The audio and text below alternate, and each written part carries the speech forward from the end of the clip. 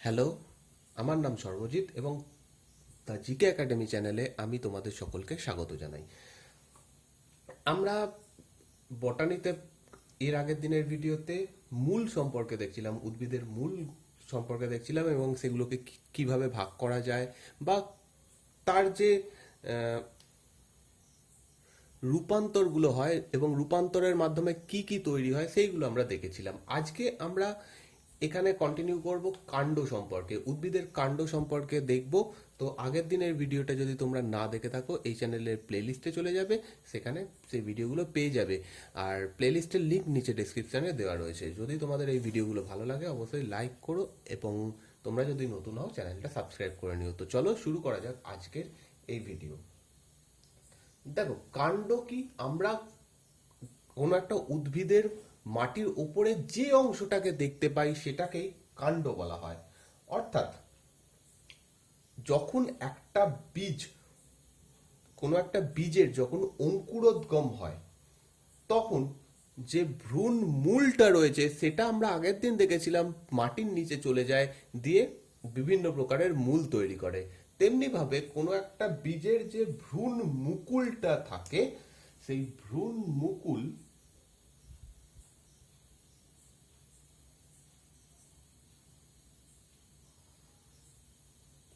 মাটির উপরের দিকে উঠতে থাকে এবং এইটাই কাণ্ডে পরিণত হয়।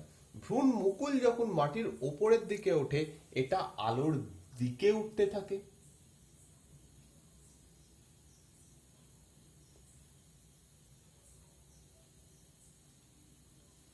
এবং তেমনি ভাবে অভিকর্ষ যে শক্তি রয়েছে, পৃথিবীর যে অভিকর্ষ শক্তি, তার প্রতিকূলে বা তার বিপরীত দিকে বৃদ্ধি পেতে শুরু করে। তাহলে অভিকর্ষের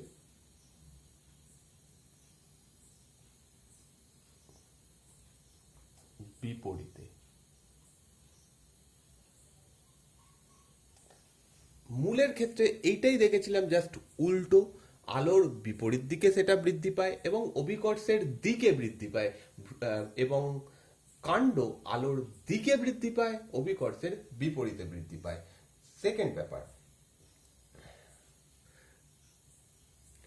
কাণ্ডের মধ্যে কি কি থাকে? কাণ্ডের মধ্যে শাখা প্রশাখা থাকে, পাতা থাকে, ফুল থাকে, ফল থাকে। এইগুলো আমরা আমাদের চোখের সামনে দেখতে পাই এবং এই সমস্ত জিনিসকে কাণ্ড প্লাস তার শাখা প্রশাখা, পাতা, ফুল, ফল ইত্যাদিকে একত্রে বিটপ বলা হয়। বিটপ তন্ত্র। এই সমস্তকে একসাথে মিলে বিটপ বা বিটপ তন্ত্র বলা হয়। তো কাণ্ডের কিছু বৈশিষ্ট্য রয়েছে। প্রথম বৈশিষ্ট্য, এটা ভ্রূণ মুকুল থেকে উৎপন্ন হয়। সেকেন্ড বৈশিষ্ট্য, এটা উদ্ভিদের ঊর্ধ্বগামী অঙ্গ, কারণ এটা উপরের দিকে উঠছে সেই কারণে এটাকে বলা হয় ঊর্ধ্বগামী অঙ্গ। থার্ড, কাণ্ড আলোর দিকে বৃদ্ধি পায় এবং অভিকর্ষের বিপরীত দিকে বৃদ্ধি পায়। কোনো উদ্ভিদের তরুণ যে কাণ্ড সেটা সবুজ কালারের হয়, অর্থাৎ তার মধ্যে ক্লোরোফিল থাকে এবং ক্লোরোফিল থাকায় সবুজ কাণ্ড বা তরুণ যে কাণ্ডগুলো সেইগুলো খাদ্য উৎপাদনে সক্ষম।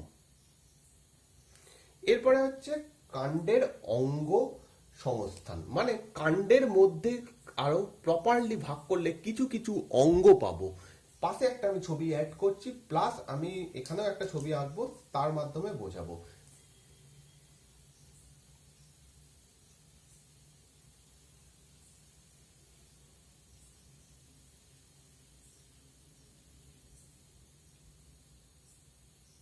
এটা একটা কাণ্ড,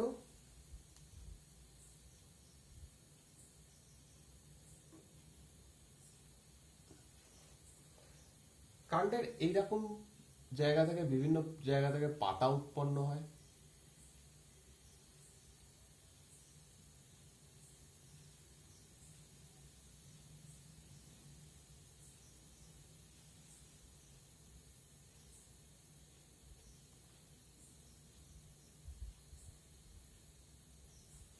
ওকে, পাতার পাতা যে ডাঁটা থেকে বৃদ্ধি পায়, অর্থাৎ যে কাণ্ডের একটা সরু অংশ থেকে বৃদ্ধি পায়, তার দিকে দেখলে দেখা যাবে তার উপরে এরকম কিছু ছোট ছোট আর একটা ছোট একটা অংশ থাকে,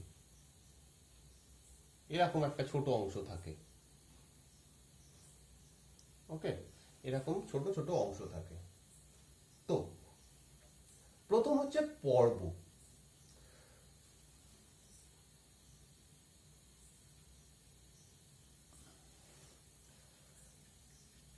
কাণ্ডের ওপর নির্দিষ্ট ব্যবধানে যে স্ফীত গাঁটের মতো অংশগুলো থাকে তাকে বলা হয় পর্ব। কোনো এটা প্রপারলি বোঝা যাবে কোনো একটা বাঁশ গাছ দেখলে, এরকম যদি বাঁশ গাছ হয়, বাঁশ গাছের এইরকম জায়গাটা এরকম কিছু কিছু গাঁট থাকে যেগুলো শক্ত হয়, এবং বাকি যে অংশটা বাঁশের মাঝখানের যে অংশটা সেটা ফাঁপা হয়। এই অংশগুলোকেই বলা হচ্ছে পর্ব। এবং এইরকম পর্ব যে কোনো উদ্ভিদে থাকে, যে উদ্ভিদ আমরা দেখতে পাচ্ছি মাটির ওপরে রয়েছে সেইগুলোকে, তার মধ্যে সবগুলোতেই রয়েছে পর্ব।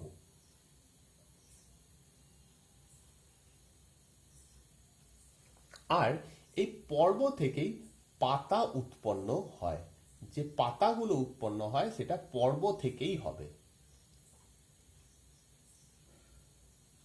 তাহলে আমাদের এই ছবিতে এই অংশটাকে বলা হচ্ছে পর্ব।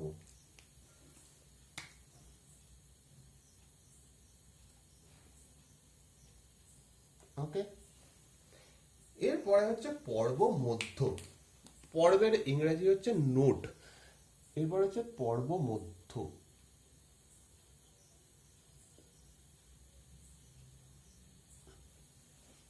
ইংরেজিতে যাকে বলা হয় ইন্টারনোড।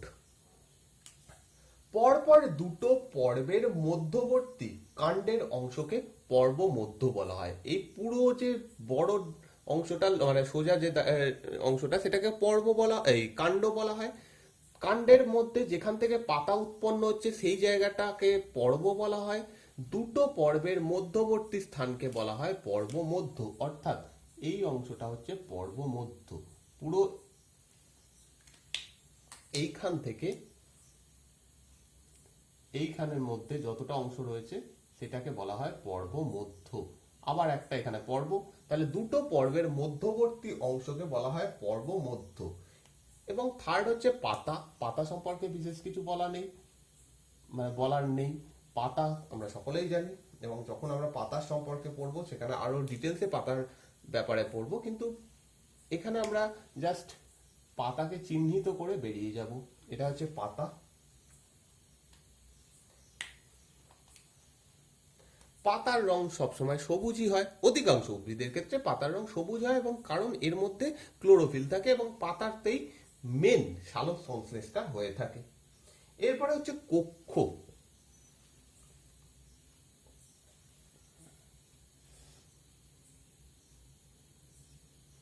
কক্ষ পর্ব থেকে উৎপন্ন পাতা ও কাণ্ডের মধ্যে যে কোণ সৃষ্টি হয় তাকে কক্ষ বলে। এই যে পাতা যেখান থেকে উৎপন্ন হচ্ছে তার উপরে একটা ছোট অংশ থাকে, কোনো একটা উদ্ভিদকে ভালো করে লক্ষ্য করলে দেখা যাবে সেটাকে কক্ষ বলা হয়। এরপর হচ্ছে মুকুল।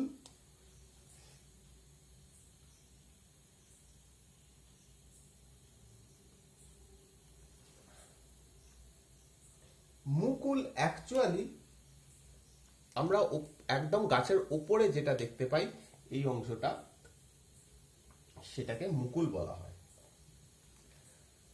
এর সংজ্ঞা হচ্ছে ক্ষুদ্র, সংকুচিত এবং অবিকশিত বিটপকে মুকুল বলে। ক্ষুদ্র, সংকুচিত এবং অবিকশিত বিটপকে মুকুল বলা হয়। পুরো এই অংশটাকে বিটপ বলা হয়। বিটপের একটা অংশ যেটা খুব একটা বেশি বিকশিত হয় না এবং সেটা ছোট হয়, সেই অংশটাকে বলা হয় মুকুল।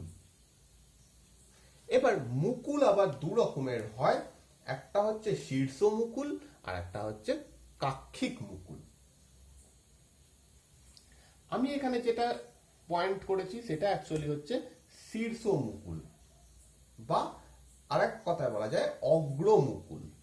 ওকে, অগ্রমুকুল বা শীর্ষ মুকুল। আর সেকেন্ড হচ্ছে কাক্ষিক মুকুল।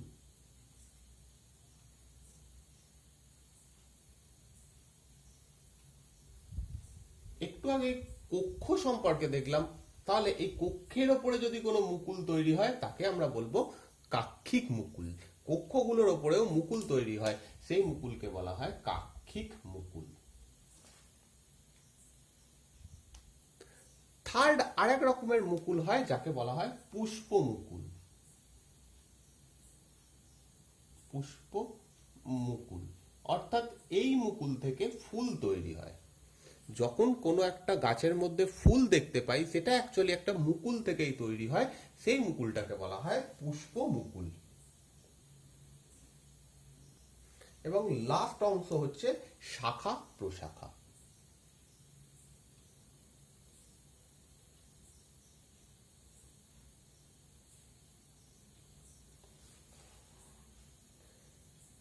এই কাক্ষিক মুকুল যখন বৃদ্ধি পেয়ে আবার একটা কাণ্ডের মতো অংশ তৈরি করে তাকে বলা হয় শাখা। এই যে কাক্ষিক মুকুলগুলো, এইগুলোই পরবর্তীকালে এরকম আরো বৃদ্ধি পেয়ে সেটা একটা কাণ্ডের মতোই অংশ তৈরি করে, সেটাকে বলা হয় শাখা। আর শাখা থেকে আবার যদি এরকম কাক্ষিক মুকুল তৈরি হয় এবং সেটা যদি ভেঙে আরো কয়েকটা শাখা তৈরি করে, সেই শাখাগুলোকে বলা হয় প্রশাখা। তো এই হচ্ছে পুরো কাণ্ডের অঙ্গ সংস্থান। এইগুলো হচ্ছে কাণ্ডের বিভিন্ন অঙ্গ। এরপর কাণ্ডকে দুভাগে ভাগ করা যায়। কাণ্ডকে দুভাগে ভাগ করা যায়, একটা হচ্ছে ঋজু কাণ্ড,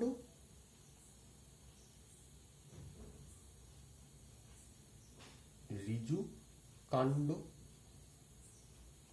এবং সেকেন্ড দুর্বল কাণ্ড।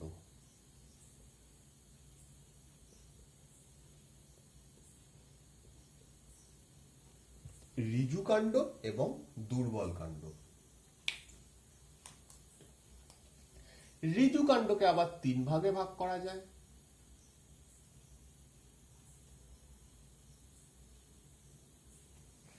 ফার্স্ট হচ্ছে বিরুৎ,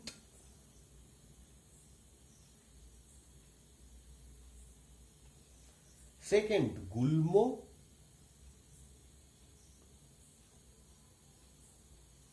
এবং থার্ড বৃক্ষ।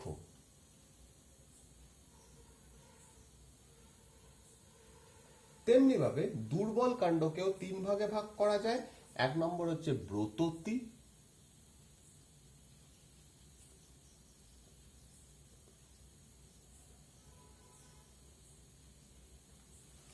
সেকেন্ড আনুগামিক,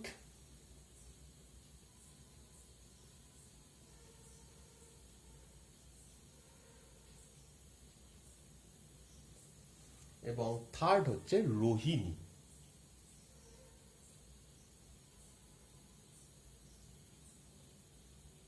রোহিণী। তো এক এক করে এই জিনিসগুলো দেখবো। ফার্স্ট হচ্ছে ঋজু কাণ্ড কাকে বলে। যেসব কাণ্ড মাটির ওপর খাড়াভাবে দাঁড়িয়ে থাকতে পারে তাদের ঋজু কাণ্ড বা সবল কাণ্ড বলে। ঋজু কাণ্ডরই আরো একটা নাম হচ্ছে সবল কাণ্ড। ইংরেজিতে যাকে বলা হয় ইরেক্ট স্টেম। স্টেম শব্দের অর্থ কাণ্ড, আর ইরেক্ট শব্দের অর্থ হচ্ছে ঋজু বা সবল।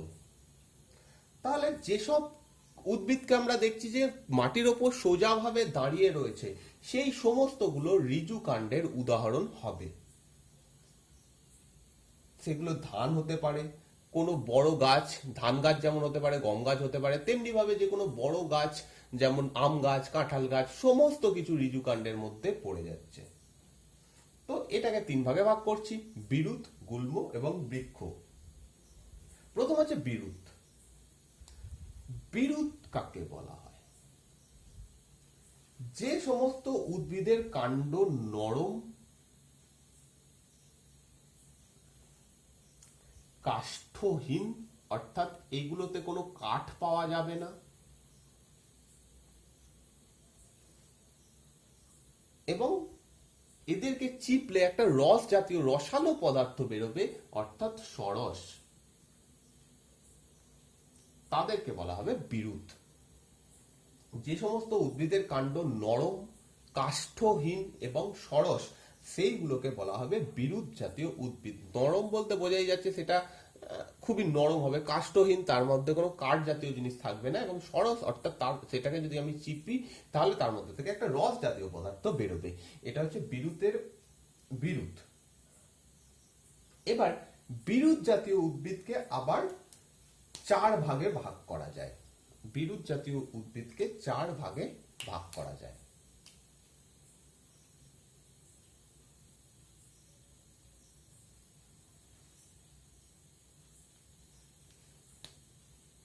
এক নম্বর ভাগ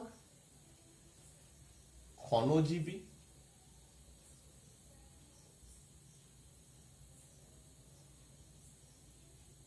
সেকেন্ড ভাগ একবর্ষজীবী,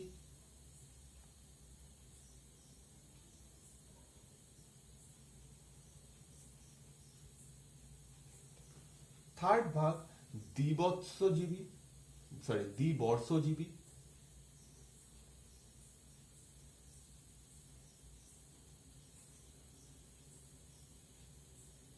এবং ফোর্থ ভাগ বহুবর্ষজীবী।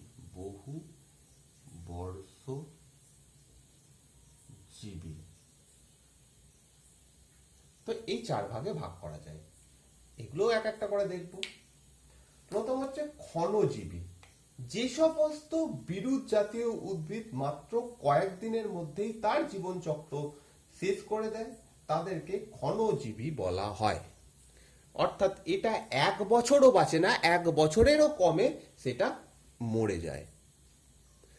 তো এর একটা উদাহরণ হচ্ছে ব্যালেনিটিস।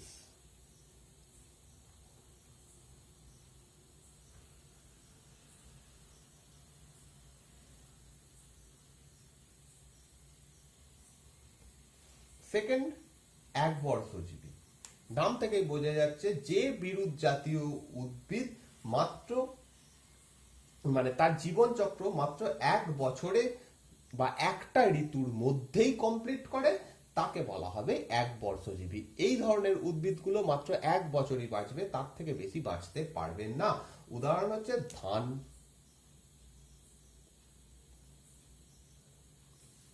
তারপরে সর্ষে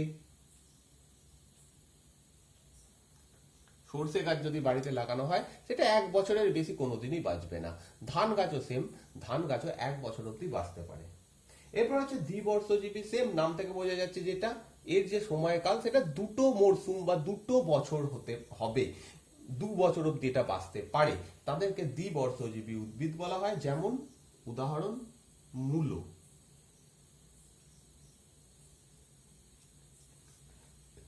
এবং গাজর, এগুলো হচ্ছে দ্বিবর্ষজীবী। এরপর হচ্ছে বহুবর্ষজীবী। যে সমস্ত বিরুৎ জাতীয় উদ্ভিদ অনেক বছর 2 বছরের বেশি বাঁচতে পারে তাকে বলা হবে বহুবর্ষজীবী। 2 বছরের বেশি যদি বাঁচে তাকে বলা হবে বহুবর্ষজীবী। অবশ্যই এগুলো সমস্ত কিছু বিরুৎ জাতীয় উদ্ভিদের কথাই বলা হচ্ছে। তো উদাহরণ হচ্ছে আদা। আদা একটা বহুবর্ষজীবী উদ্ভিদ। ওকে, এরপর হচ্ছে সেকেন্ড গুল্ম। এটা বোঝা যাচ্ছে, আমি এগুলো হয়তো মুছে যেতে পারে একটু। সেকেন্ড গুল্ম।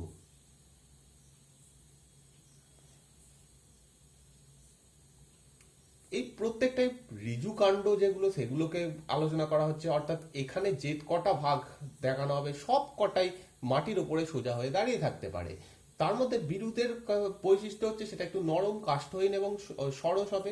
গুল্মের ক্ষেত্রে বৈশিষ্ট্য হচ্ছে এরা ফার্স্ট কাষ্ঠল হবে। তো বিরুৎ জাতীয় উদ্ভিদ কাষ্ঠল হয় না। গুল্ম জাতীয় উদ্ভিদ আর বিরুতের মধ্যে তফাৎ হচ্ছে এরা কাষ্ঠল হবে, এরা কাষ্ঠল হবে না।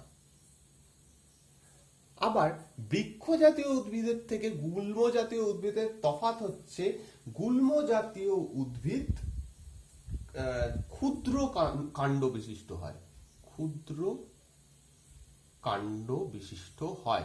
যেখানে বৃক্ষ জাতীয় উদ্ভিদের কাণ্ড অনেক বড় হয়, গুল্ম জাতীয় উদ্ভিদের কাণ্ড ছোট হয়, এবং এটা ঝোপ জাতীয় উদ্ভিদ হয়। ঝোপ ঝোপ আকৃতিতে এরা থাকে, তাদেরকে বলা হয় গুল্ম জাতীয় উদ্ভিদ। এর কিছু উদাহরণ হচ্ছে জবা। জবা গাছ আমরা সকলেই দেখেছি। জবা গাছ হচ্ছে একটা গুল্ম জাতীয় উদ্ভিদ, এবং অন্যান্য অনেক রকমের উদাহরণ রয়েছে। গন্ধরাজ, এগুলো একটু জাস্ট চোখ খোলা রাখলে চারপাশে যেরকম দেখা যাচ্ছে তাহলে এগুলোকে ভাগ করা যায়। গন্ধরাজ ইত্যাদি উদ্ভিদ গুল্ম জাতীয় উদ্ভিদের উদাহরণ। এরপরে বৃক্ষ। বৃক্ষ জাতীয় উদ্ভিদ, প্রথম কথা তো অবশ্যই এটা কাষ্ঠল হবে। কাষ্ঠল হবে। সেকেন্ড, এই জাতীয় উদ্ভিদগুলো অনেক বড় হবে, এদের কাণ্ড, এদের যে গুঁড়িটা সেটা অনেক বড় হবে, এবং আমরা যে উদ্ভিদগুলো সব বড় বড় উদ্ভিদ দেখি সেগুলো যা বৈশিষ্ট্য বৃক্ষ জাতীয় উদ্ভিদের তাই হবে। তো এটা দীর্ঘ হবে অবশ্যই, এটা অনেক বড় হবে, এটাও লিখতেই হবে, কারণ গুল্ম আর বৃক্ষের মধ্যে মেন পার্থক্য করে দিচ্ছে, এটা আকারে ছোট হয়, বৃক্ষ জাতীয় উদ্ভিদ আকারে অনেক বড় হয়। এবার বৃক্ষ জাতীয় উদ্ভিদকে আবার 4 ভাগে ভাগ করা যায়। প্রথম ভাগ অশাখ কাণ্ড। অশাখ। সেকেন্ড, পিরামিড আকার।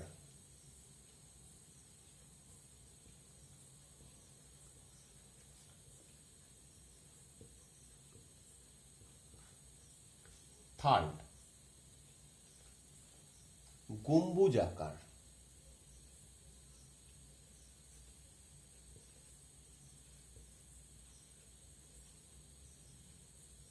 এবং ফোর্থ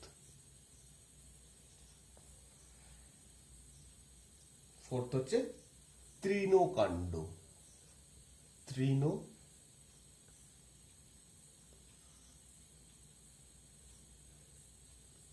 কাণ্ড। ওকে, দেখো নাম থেকেই বোঝা যাচ্ছে অশাখ মানে যেটার কোনো শাখা থাকবে না। উদাহরণ দিলে এটা খুব পরিষ্কার হয়ে যাবে, নারকেল গাছ, সুপুরি গাছ, এগুলো অশাখ। নারকেল গাছ একটা লম্বা কাণ্ড উঠে যায়, তার থেকে কিছু পাতা এদিক উপরের দিকে থাকে। নারকেল গাছের মাঝখান থেকে কোনো শাখা থাকে না, শাখা বা প্রশাখা যাকে বলা একটু আগে বললাম, সেই শাখা প্রশাখা থাকে না। নারকেল গাছ একটা অশাখ জাতীয় বৃক্ষের উদাহরণ। সেকেন্ড হচ্ছে পিরামিড আকার। এগুলো আকারে দেখতে অনেকটা পিরামিডের মতো হয়, অর্থাৎ নিচের দিকটা একটু বড় হয়, নিচের দিকের যে কাণ্ডগুলো সেগুলো একটু বড় ছড়িয়ে থাকে, ওপর দিকের কাণ্ডগুলো সরু হতে হতে এরকম একটা আকৃতি ধারণ করে। তো পাশে তোমরা ছবি দেখতে পাচ্ছ, আশা করছি পাশে আমি ছবি অ্যাড করছি। পিরামিড আকারের উদাহরণ হচ্ছে দেবদারু। দেবদারু গাছ তোমরা দেখেছো, তো সেই দেবদারু গাছ হচ্ছে পিরামিড আকার একটা কাণ্ডের বৃক্ষের উদাহরণ। এরপর হচ্ছে গম্বুজ আকার, যেগুলো দেখতে অনেকটা গম্বুজের মতো হয়, অনেক শাখা প্রশাখা যুক্ত হয়, সেগুলোকে গম্বুজ আকার বলা হয়, গম্বুজ আকার বৃক্ষ বলা হয়। যেমন বট গাছ, অশ্বত্থ গাছ, এইগুলো সবই গম্বুজ আকার বৃক্ষের উদাহরণ। লাস্ট হচ্ছে তৃণকাণ্ড। কিছু একবীজপত্রী উদ্ভিদের কাণ্ডের পর্বটা নিরেট হয়, আর পর্ব মধ্যগুলো ফাঁপা হয়। পর্ব এবং পর্ব মধ্য কি একটু আগে দেখালাম, এটা যদি একটা গাছ হয় তার মাঝে মাঝে এরকম একটা গাঁট থাকে, সেইগুলোকে বলা হয় পর্ব, যেখান থেকে পাতা তৈরি হয়, এবং এর দুটোর মাঝখানের অংশকে বলা হয় পর্ব মধ্য। সেই ধরনের উদ্ভিদকে তৃণকাণ্ড বলা হয়। উদাহরণ হচ্ছে বাঁশ।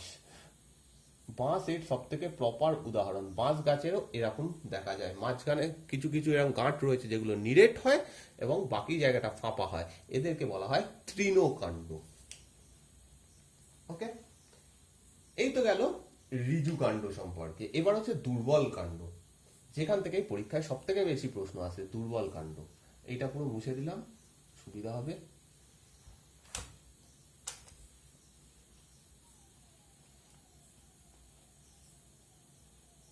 দুর্বল কাণ্ডকে তিন ভাগে ভাগ করা হয়। ফার্স্ট হচ্ছে ব্রততী, সেকেন্ড হচ্ছে আনুগামিক, তারপর হচ্ছে রোহিণী।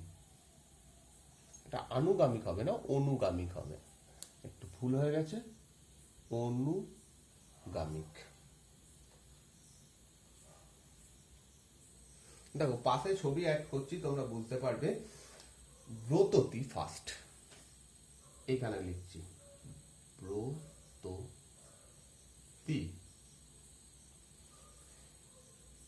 যেসব দুর্বল কাণ্ডযুক্ত উদ্ভিদ মাটির ওপর অনুভূমিকভাবে শয়িত অবস্থায় বৃদ্ধি পায় এবং যাদের কাণ্ডের পর্ব থেকে অস্থানিক মূল নির্গত হয় তাদের ব্রততী বলা হয়। কিছু কিছু উদ্ভিদ আমরা দেখি, যেমন দুর্ব ঘাস এর সব থেকে বড় উদাহরণ। আগে উদাহরণগুলো দিয়ে দিচ্ছি, তাহলে বোঝা যাবে। দুর্ব ঘাস,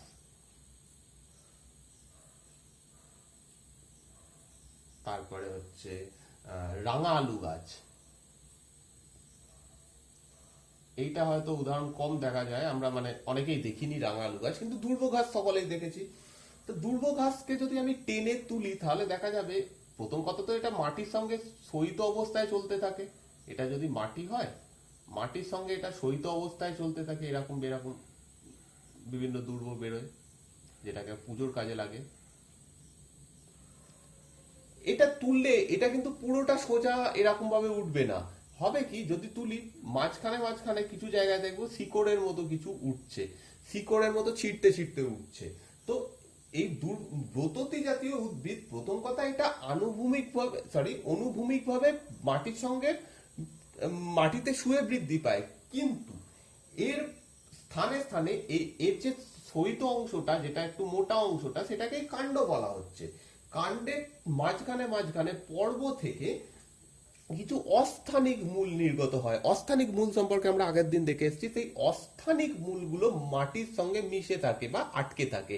তো এই ধরনের কাণ্ডকে বলা হয় ব্রততী। এবং সব থেকে বড় উদাহরণ হচ্ছে দুর্ব ঘাস। এবং দুর্ব ঘাসের কথা বুঝলেই, মানে দুর্ব ঘাস যারা দেখেছো তাই অটোমেটিক্যালি বুঝতে পারবে যে ব্রততী কাকে বলা হয়। এবার হচ্ছে অনুগামিক।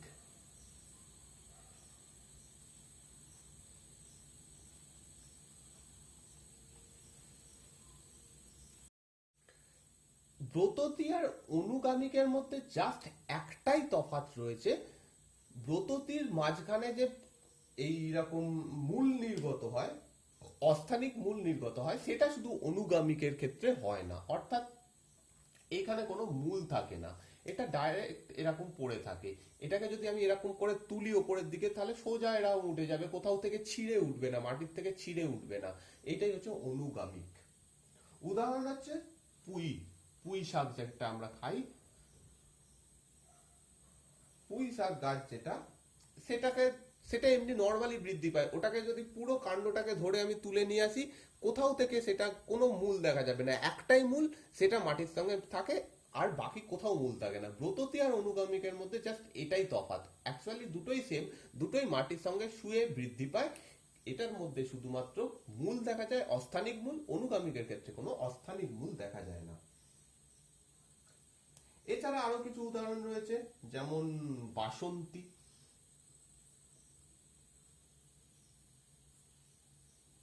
তারপরে ইউফরবিয়া।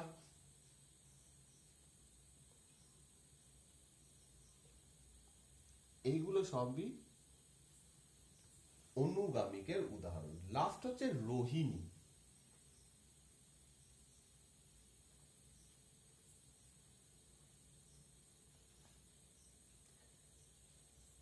যে সমস্ত দুর্বল কাণ্ডযুক্ত উদ্ভিদ কোনো অবলম্বনকে কাণ্ড করে, সরি, অবলম্বনকে কাণ্ড বা মূলের সাহায্যে অবলম্বন করে জড়িয়ে জড়িয়ে উপরের দিকে ওঠে, তাদেরকে রোহিণী বলে। আবার বলছি, যে সমস্ত দুর্বল কাণ্ডযুক্ত উদ্ভিদ যখন কোনো অবলম্বনকে কাণ্ড বা মূল দ্বারা জড়িয়ে উপরের দিকে ওঠে বা বৃদ্ধি পায়, তাদেরকে রোহিণী বলা হয়। যেমন সিম, অপরাজিতা। অপরাজিতা গাছ তোমরা দেখেছো? অপরাজিতা, সিম ইত্যাদি।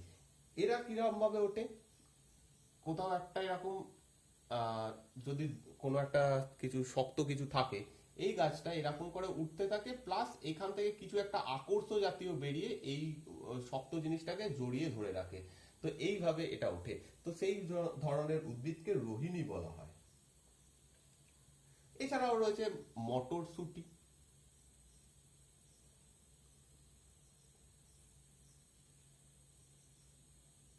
তো এই ধরনের উদ্ভিদ রোহিণী জাতীয় উদ্ভিদের উদাহরণ। তো এই হচ্ছে দুর্বল কাণ্ড এবং সবল কাণ্ড, এই সমস্ত জিনিসগুলো ভাগগুলো দেখে নিলাম। এবং কাণ্ডে আর একটু জিনিস বাকি রয়েছে, যেখানে মুকুল আর হচ্ছে কাণ্ডের রূপান্তর, যে জায়গাটা খুব ইম্পর্টেন্ট, ওই জায়গাটা আমরা আলাদা করে দেখব, কারণ ওখানে একটু বুঝতে হবে ব্যাপারটা। এখানে এটা জাস্ট ভাগগুলো দেখলাম। তো যদি এই ভিডিওটা ভালো লাগে অবশ্যই লাইক করো। এবার যদি কোনো কোশ্চেন থাকে তোমাদের আমাকে জানাতে পারো, আমি তার উত্তর দেব। তো thank you for watching this video.